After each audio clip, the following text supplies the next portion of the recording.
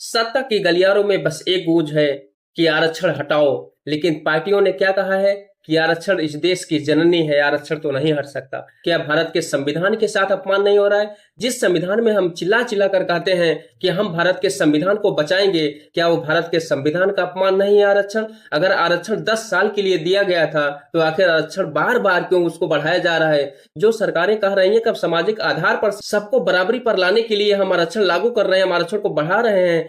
आखिर एक आईएएस अगर एससी एसटी कोटे से वह आईएएस बनता है तो किस आधार पर आप उसको पिछड़ा बोलते हैं? किस आधार पर उसको एससी बोलते हैं, अति पिछड़ा बोलते हैं, अनुसूचित जाति बोलते हैं? क्या वो अति पिछड़ा है?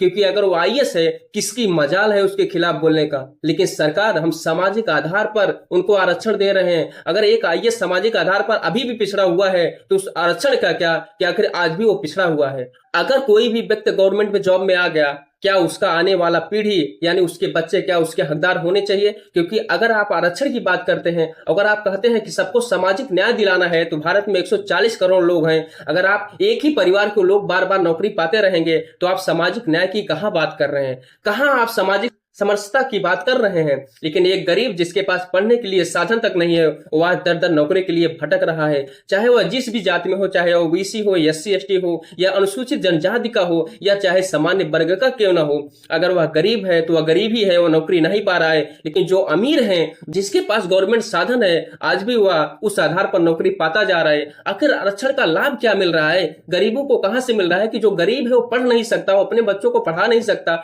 और जो अमीर है जिसको नौकरी मिल चुका है वो अपने बच्चों को अच्छे अच्छे संसाधन से पढ़ा सकता है, आप उसको फिर भी आरक्षण दे रहे हैं। जो गरीब है उसको आप नाम का केवल आरक्षण दे रहे हैं, वो कह रहे हैं इसको भी आरक्षण मिल रहा है, इसका लाभ नहीं ले पा रहा है। आखिर कैसे लाभ लेगा इसका? क्योंकि आपने संसाधन के नाम पर जो अमीर है उसको आप अमीर करते जा रहे हैं। आखिर जो एक गरीब आदमी में और एक अमीर आदमी जिसके पास हर संसाधन मौजूद है, आप किस आधार पर कह सकते हैं कि दोनों बराबर हैं? नहीं बराबर हो सकते, क्योंकि जो एक अमीर आदमी है वो अपने बच्चों को एक अच्छे से अच्छे कोचिंग संस्थानों में पढ़ा सकता है, लेकिन एक गरीब आदमी अपने बच्चों को कोचिंग संस्थानों में नहीं पढ़ा सकता। आप दूसरे तरीके से आप कहते हैं कि हमको समाज में सबको समान लाना है। क्या किसी सवर्ण के ऊपर, किसी ओबीसी के ऊपर, किसी एससी एसटी के ऊपर कोई व्यक्ति एक दूसरे से झगड़ा नहीं करता? क्या कोई सवर्ण का व्यक्ति अगर है, क्या उसको गाली गलौज नहीं दिया जाता?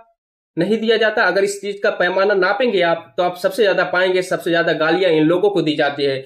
अगर आरक्षण की बात करते हैं, सामाजिक समरसता की बात करते हैं, तो आपको समान व्यवहार करना पड़ेगा। जो भी आरक्षण प्राप्त कर चुके हैं, चाहे वो जिस वर्ग के हो, चाहे ओबीसी के हो, एससी एसटी के हो या जनरल के हो, उनको तुरंत उस सूची से हटा दिया जाना चाहिए। और जो भी नहीं पाए व्यक्ति हैं उनको उसका लाभ दिया जाना चाहिए। तब आने वाले समय में भारत में जो पिछड़ा वर्ग है, जो सामान्य वर्ग है, जो अति पिछड़ा वर्ग है, जो अनुसूचित जाति है, ये सब लोग समान बराबरी कर पाएंगे।